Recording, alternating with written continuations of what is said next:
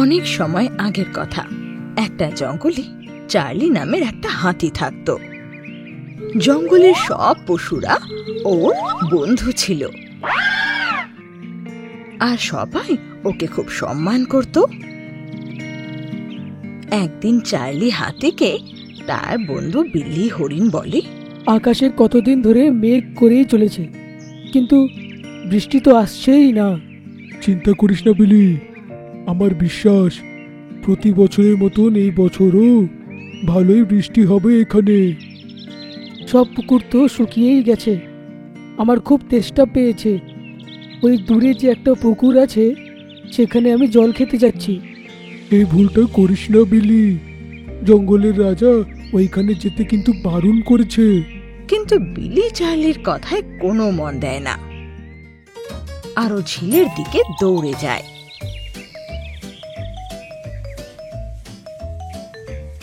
এই বিলিও না নিজেও সমস্যায় ভুগবে, আর পুরো জঙ্গলকেও ভোগাবে। তো বিলি হরিণ গিয়ে ঝিলের জল মন দিয়ে খেতে লাগে। তখনই হঠাৎ এক বিশাল বড় মাছ সেই ঝিল থেকে বেরিয়ে এসে বড় বড় চোখে বিলিকে দেখতে লাগে। পরের দিন বিলি হরিণ এক গভীর চিন্তায় পুরো জঙ্গলে ঘুরতে লাগে।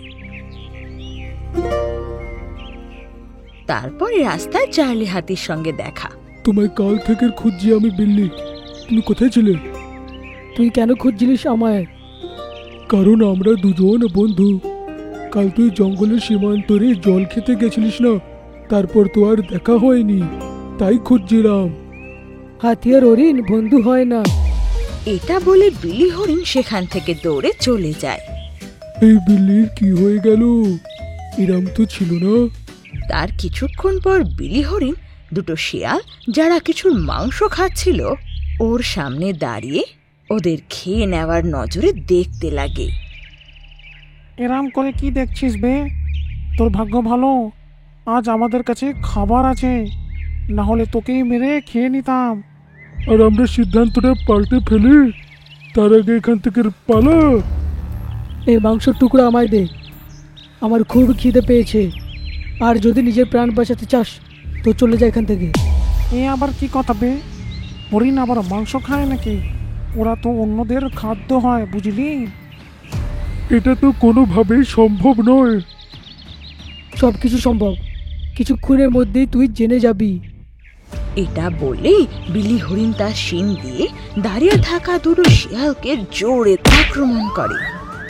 ওরা দুজন হাওয়ায় উড়তে উড়তে সোজা গাছে গিয়ে ধাক্কা খায়, আর অবিশ্বাস্য নজরে বিলি হরিণকে দেখতে লাগে। এখনো সময় আছে, চলে যা এখান থেকে, না হলে মারা যাবি। এটা বলে বিলি হরিণ পাগলের মতো সেই মাংসগুলো খেতে লাগে। এটা দেখে সেই দুটো শিয়াল ভয় পেয়ে সোজা যায় জঙ্গলের রাজা সিংহের কাছে। জঙ্গলের রাজা সিংহ, ও আমার মাংসটা কেড়ে নিয়েছে আর আমাকে মেরে ওইখান থেকে তাড়িয়েও দিয়েছে। সেটা কি করে সম্ভব? একটা নিরীহ হরিণ তোমাকে মারতে পারে নাকি? আর সে তো মাংস খায় না। আমরা নিজের চোখে দেখেছি, সত্যি বলছি রাজা। শিয়ালদের মুখে এই কথা শুনে সিংহ রাজা খুব গভীর চিন্তায় পড়ে। তোমরা এসো, প্রথমে আমি এর শেষটা দেখেই ছাড়ব। আর সে দুটো শিয়াল মুখ গোমরা করে সেখান থেকে চলে যায়।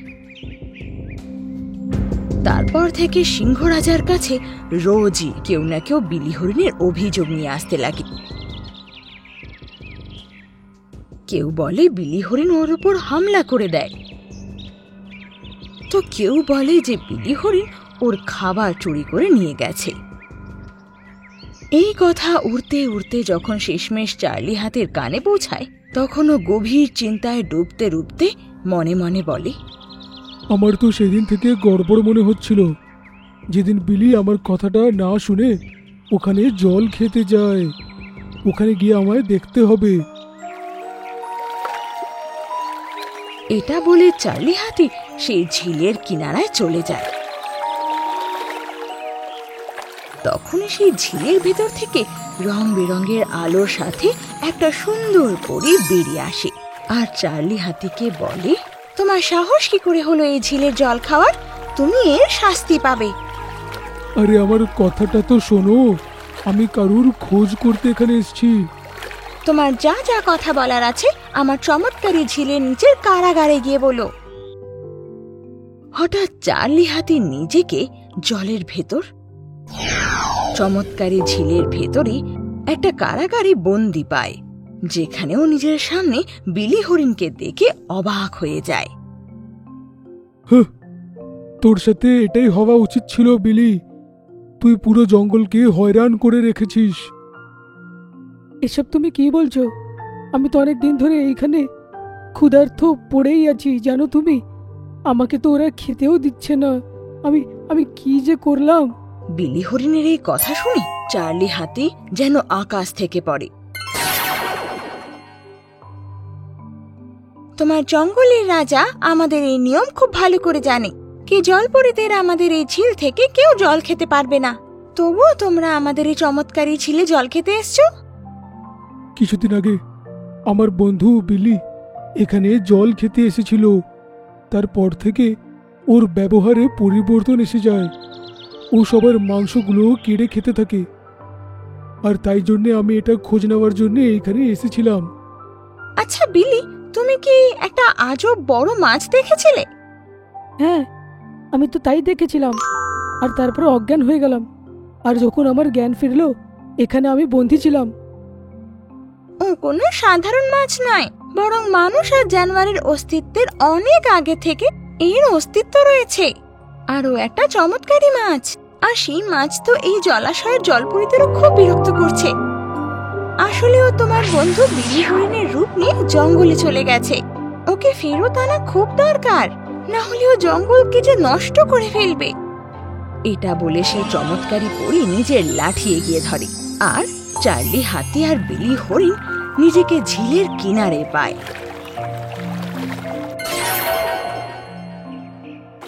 এখন তোমরা যাও আর যে কোনো বাহানায় বিলি হরিণের রূপধারীকে এখানে নিয়ে এসো। আমি বুঝে গেলাম কি করতে হবে। এটা বলে চার্লি হাতি তক্ষুনি সেখান থেকে বিলি হরিণের রূপধারীকে ধরতে বেরিয়ে পড়ে। আর কিছুক্ষণ পরে চার্লি হাতি সেই রূপধারীকে জঙ্গলের রাজা সিংহের সাথে লড়তে দেখে। তোর অনেক নালিশ শুনে নিয়েছি আমি বিলি হরিণ, তোর এখন শেষ হবে। তাহলে দেরি কিসের? এসো মোকাবিলা করো, দেখবো আসল রাজাটা কে।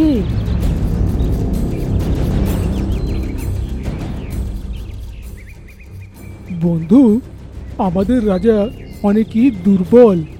তোর যদি লড়াই করার আছে তো পুকুরের কাছে একটা সিংহ আছে, তার সাথে গিয়ে লড়। এই যদি হয় তার সাথে গিয়ে আগে মোকাবিলা করব, চলো আমার সাথে।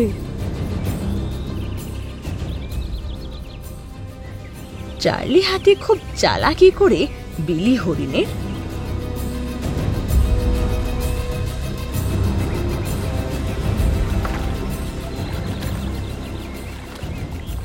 রূপধারীকে সোজাসি ঝিলের কিনারে নিয়ে আসে। তখনই সেই জলপরী বেরিয়ে আসে আর নিজের জাদুর ছড়ি সেই রূপধারী বিলি হরিণের সামনে এগিয়ে দেয়। ওর থেকে এত উজ্জ্বল আলো বেরোতে লাগে, দেখতে দেখতে বিলি হরিণের রূপধারী একটা মাছে পরিণত হয়। আর যেই ও জলাশয়ে লাফ দেওয়ার চেষ্টা করে, অমনি সে হাওয়ায় উড়ে গিয়ে একটা গাছে গিয়ে ধাক্কা খায়। আমাকে জলাশয়ে নাও, আমি জলের ভেতরে কেবল রূপ পরিবর্তন করতে পারি। জানি তো, এই জন্য তোমাকে আমি জলাশয়ে আসতে দিলাম না। এরপর তুমি নিজের এই আসল রূপে কষ্ট পেয়ে মরবে, কারণ এই জলাশয়ে আসার রাস্তা তোমার জন্য চিরকালের জন্য বন্ধ করে দিলাম আমি। কিছুক্ষণের মধ্যেই সেই অহংকারী চমৎকারী মাছ কষ্ট পেয়ে পেয়ে মারা যায়। তখনই সেখানে জঙ্গলের রাজা সিংহ আসে, আর চার্লি হাতি সব ঘটনা সিংহ রাজাকে খুলে বলে। চার্লি হাতি আর এই বিলি হরিণের জন্য আমাদের জলাশয়ে থাকা এই অহংকারী মাছের আজ পতন হলো। তাই আজ থেকে এই জঙ্গলের সব পশুরা এই জলাশয়ের জল খেতে পারবে। এটা বলে সেই চমৎকারী জলপরি গায়েব হয়ে যায়।